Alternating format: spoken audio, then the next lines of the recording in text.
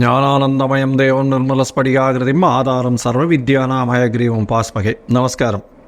Next gen TV நேயர்களுக்கு astro KS ஐயங்காரின் பணிவான நமஸ்காரங்கள். வார பலன் 25/3/2024 31/3/2024 வரை உண்டான வாரத்திற்கு என்னென்ன பலன் அப்படின்றத பார்ப்போம். அதற்கு முன்னாடி இந்த வாரத்தில் இருக்கக்கூடிய கோல்சாரம் என்ன, இந்த வாரத்தில் வரக்கூடிய விசேஷ தினங்கள் என்ன, அதை தவிர இந்த வாரத்தில் எந்த ராசிக்காரர்களுக்கு சந்திராஷ்டமம் அப்படின்றதையும் பார்ப்போம். முதலில் இந்த வாரத்தினுடைய கோல்சாரம் காலபுருஷ தத்துவத்தின் முதல் ராசியான மேஷ ராசியில் குரு பகவான், கன்னியில் கேது பகவான், கும்பத்தில் 3 கிரகம் செவ்வாய், சனி மற்றும் சுக்கிரன், மீனத்தில் 3 கிரகம் ராகு, சூரியன் மற்றும் புதன். சந்திர பகவான் அதிவேகமாக செல்லக்கூடிய சந்திர பகவான் இந்த வாரத்தில் பார்த்தடையானால் உத்தர நட்சத்திரம் இந்த வாரத்தில் ஆரம்பிக்கும் பொழுது இருக்கார். அதிலிருந்து மூல நட்சத்திரம் இந்த வாரம் முடியும் போது போகிறார். மூல நட்சத்திரம்ன்றது தனுசு ராசியும், உத்தர நட்சத்திரம்ன்றது கன்னியா ராசியும் இருக்குது. 4 ராசிக்கு போகிறார். அதாவது கன்னி, துலாம், விருச்சிகம், தனுசு, இந்த 4 ராசிக்கு போகிறார். இந்த வாரத்தில் வரக்கூடிய விசேஷ நாட்கள் அப்படின்னு பார்க்கும்பொழுது இந்த வாரத்தில் பௌர்ணமி இந்த வாரம் ஆரம்பிக்கும் பொழுதே பங்குனி உத்திர திருவிழா, இது ஒரு பெரிய மிக ஏற்றமான விசேஷம். பௌர்ணமி திதி கார்த்தால சூரிய உதயத்தை வைத்து சொல்லக்கூடியதுனால பௌர்ணமி திதி இன்றைக்கி மத்தியானம் வரலும் இருக்கும். அதற்கு பிறகு பிரதம திதி, கிருஷ்ணபக்ஷ பிரதம.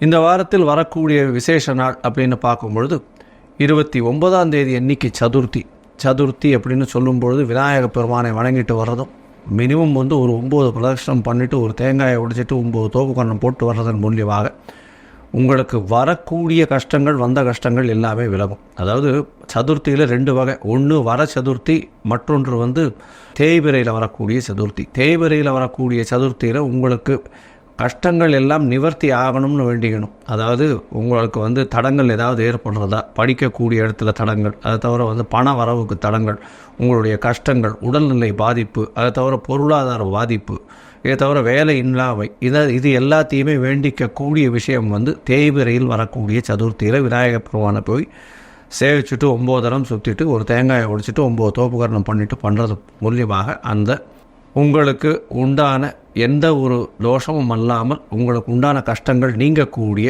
பாக்கியம் உண்டாகும். வளர்பிறையில் பார்த்தீங்கன்னா வர சதுர்த்தி அப்படின்னு பேர். வர சதுர்த்தி அப்படின்னு சொல்லும்போது வரங்களை கொடுக்கக்கூடிய சதுர்த்தி அது. அதாவது நீங்கள் என்னென்னலாம் வேணும்னு கேட்கணும். அதாவது எனக்கு திருமணத்திற்கு நல்ல இதுவை கொடு, ஏற்றமான உத்தியோகத்தை கொடு, அந்த மாதிரியான விஷயங்களை கேட்கணும். கஷ்டங்கள் நீக்கக்கூடியது சங்கட ஹர சதுர்த்தி. வர சதுர்த்தி வளர்பிறையில் வர்றது. இப்போ வர்றது சங்கட ஹர சதுர்த்தி அப்படின்னு சொல்லக்கூடியது, சங்கடங்களை போக்கக்கூடிய சதுர்த்தி.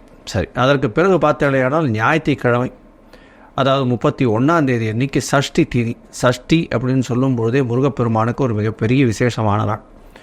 சஷ்டியில் விரதம் இருந்தால் அகப்பையில் நிச்சயமாக குழந்தை பாக்கியம் ஏற்படும் அப்படின்றது விசேஷம். அதனால் இந்த காலகட்டத்தில், அதாவது சஷ்டி திதி, எல்லா சஷ்டி திதிகளிலும் விரதம் இருக்கிறது ரொம்ப விசேஷம். குழந்தை பிராப்தி வேணும்னு பார்க்குறவங்க, அதை தவிர எதிரிகள் அற்ற நிலை இருக்கணும் அப்படின்னு நினைக்கிறவங்க, அதை தவிர கஷ்டங்கள் போகணும்னு நினைக்கிறவா சஷ்டி திதியை முக்கியமாக கொண்டாடும். சஷ்டி திதியில் விரதம் சாயந்தரம் முருகப்பெருமானின் அபிஷேகம் அது எல்லாத்தையும் பார்த்துட்டு அதற்கு பிறகு தான் போஜனம் செய்யணும். அது மாதிரி சஷ்டி திதியில் விரதம் இருப்பாள். இந்த வாரத்தில் பார்த்தீங்கன்னா எந்தெந்த ராசிக்காரர்களுக்கு சந்திராஷ்டமம் அப்படின்னு பார்க்கும்போது கும்பம், மீனம், மேஷம், ரிஷபம், இந்த 4 ராசிக்காரர்களுக்கு சந்திராஷ்டமம். சந்திராஷ்டமம்னா உங்களுடைய பிறந்த ராசியிலிருந்து 8ஆம் இடத்தில் சந்திர பகவான் மறையும் பொழுது சந்திராஷ்டமம்னு சொல்கிறோம். ஏன் சந்திராஷ்டமம் இவ்வளோ முக்கியத்துவம் பெறுறது அப்படின்னா, சந்திர பகவான் மதிகாரகன். அவன் மறைந்திருக்கக்கூடிய காலகட்டத்தில் தவறான முடிவுகள் எடுக்கக்கூடும். அதனால் புதிய முயற்சிகள் வேண்டாம், வெளியூர் வெளிவானில் பிரயாணம் வேண்டாம், தேவையற்ற யாருக்கு ஜாமீன் கையெழுத்து போடுறது, இந்த மாதிரியான விஷயங்கள் பண்ணாதீங்க. சரி, இந்த வாரத்தில் பார்த்தீங்கன்னா மேஷம் முதல் மீனம் வரை 25/3/2024 31/3/2024 வரை எப்படி இருக்குது அப்படின்றத பார்ப்போம். அதற்கு முன்னாடி என்னுடைய மொபைல் நம்பர் ஸ்க்ராலிங்கில் இருக்கும். உங்களுக்கு அஸ்ட்ராலஜிக்கல் கன்சல்ட் தேவைப்பட்டதுன்னா நீங்கள் எனக்கு ஃபோன் பண்ணிவிட்டு ஃபோன் பண்ணுங்க, உங்களுக்கு அப்பாயின்மெண்ட் தரேன். உங்களுடைய date, time, place of birth, உங்களுடைய பெயர், உங்களுடைய தாய் தகப்பனார் பெயரை என்னுடைய வாட்ஸ்அப்பில் அனுப்பிச்சிங்கன்னா உங்களுடைய ஜாதகத்தை கணித்து சந்தி இருக்கான்றதை பார்க்கணும். முதல்ல நட்சத்திர சந்தி, பாத சந்தி, அதை தவிர லக்ன சந்தி, ஏதாவது சந்தி இருக்கா அப்படின்றத பார்த்து உங்களுடைய நட்சத்திரம் என்ன, உங்களுடைய ராசி என்ன, உங்களுடைய லக்னம் என்ன அப்படின்றத ஒழுங்காக குறித்து அதற்கு பிறகு உங்களுடைய தசாபுக்தி அந்தரம் சூக்ஷ்மம் எப்படி இருக்குன்றதை பார்த்து இன்றைய கோல்சார பிரகாரம் வந்து உங்களுக்கு என்னென்ன பிரச்சனைகள் இருக்குது, அதற்கு என்ன எளிய பரிகாரங்கள் செய்ய முடியும் அப்படின்றத கண்டிப்பாக சொல்கிறேன். சரி, இப்போ மேஷம் முதல் மீனம் வரை 25/3/2024 31/3/2004 வரலும் எப்படி இருக்குது அப்படின்றத பார்க்கலாம். மிதுனம், மிருகசீர்ஷம், திருவாதிரை, புனர்பூசம் இந்த 3 நட்சத்திரம் 9 பாதங்களை கொண்ட ராசி. ராசியின் அதிபதி அப்படின்னு சொல்லக்கூடிய புத பகவான் ராசிக்கு 10ஆம் இடத்தில் நீச்சம் பெற்றிருக்கார். இருந்தாலும் இந்த வாரத்தில் பார்த்தோம்னா உங்களுடைய முயற்சிகள் அனைத்தும் வெற்றியாகும். ஏன்னா 10ஆம் இடத்தில் சூரிய பகவான் திக்பலம் பெற்றிருக்கிறது பெரிய விசேஷத்தை கொடுக்கக்கூடிய காலகட்டமாக இருக்கும்.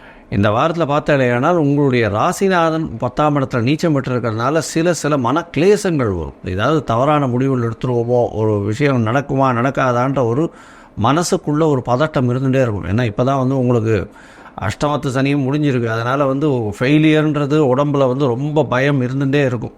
அதனால் இப்போ வந்து மாற்றங்கள் கொஞ்சம் கொஞ்சமாக தான் வந்துட்டுருக்கு. இந்த காலகட்டத்தில் உங்களுடைய ராசிநாதன் வந்து நீச்சம் பெற்று போயிருக்கிறதுனால, அதுவும் ராகுவோட சம்பந்தம் இருக்கிறதுனால கண்டிப்பாக உங்களுக்கு மனக்லேசங்கள் வரக்கூடிய வாய்ப்புகள் நிச்சயமாக உண்டு. 4ஆம் இடத்தில் இருக்கக்கூடிய கேது பகவானை பொறுத்தவரையிலும் உங்களுடைய ராசிக்கு சற்று பிரச்சனைகளை கொடுப்பார். அதாவது என்னென்னா சுகங்களை கெடுப்பார், அலைச்சலை கொஞ்சம் அதிகமாக கொடுப்பார். வேலையில் கொஞ்சம் அதிகமான அலைச்சல் இருக்கக்கூடிய காலகட்டமாக இருக்க போகுது. பணவரவிற்கு பஞ்சம் இருக்காது, கவலைப்பட தேவையில்லை. உங்களுடைய ராசிக்கு 3ஆம் இடத்தை வந்து அதாவது சூரியனுடைய இடத்தை வந்து குரு பகவானும் பார்க்குறார். சிம்மத்தை சுக்கிர பகவானும் பார்க்கறது பெரிய விசேஷத்தை கொடுக்கக்கூடிய காலகட்டமாக இருக்கும். உங்களுடைய முயற்சிகள் மூலியமாக நீங்கள் ஒரு பெரிய இலக்கை அடையக்கூடிய வாய்ப்புகள் இந்த வாரம் வருது. இந்த வாரத்தில் பார்த்தோம்னா 10ஆம் இடத்துல வந்து சூரியன், புதன் மற்றும் ராகு பகவான் இருக்கிறது பெரிய ஏற்றத்தை கொடுக்கக்கூடிய காலகட்டம். புதுசாக உங்களுடைய முயற்சியில் வெற்றி பெறக்கூடிய வாய்ப்புகள் உண்டு. அதுவும் சூரியன் திக்பலம் பெற்றிருக்கிறதுனால நல்ல ஒரு ஏற்றம் கிடைக்கக்கூடிய காலகட்டமாக இந்த வாரம் அமைகிறது. உங்களுடைய ராசிக்கு 9ஆம் இடத்துல சனி செவ்வாய் இருக்கக்கூடிய காலகட்டமாக இருக்கிறது. சுக்கிரனோடு சேர்ந்து இருக்கிறதுனால நல்ல ஒரு ஏற்றம் கிடைக்கக்கூடும். ராசிக்கு 5ஆம் அதிபதினு சொல்லக்கூடியவர் 5-12க்கு அதிபதி, உங்களுடைய யோகர்னு சொல்லக்கூடியவர் 9ஆம் இடத்துல இருக்கிறதுனால பாக்கியங்களை பெறக்கூடிய வாய்ப்புகள் இந்த வாரத்திலிருந்து உங்களுக்கு தெரிய ஆரம்பிக்கும். கவலைப்படவே தேவையில்லை.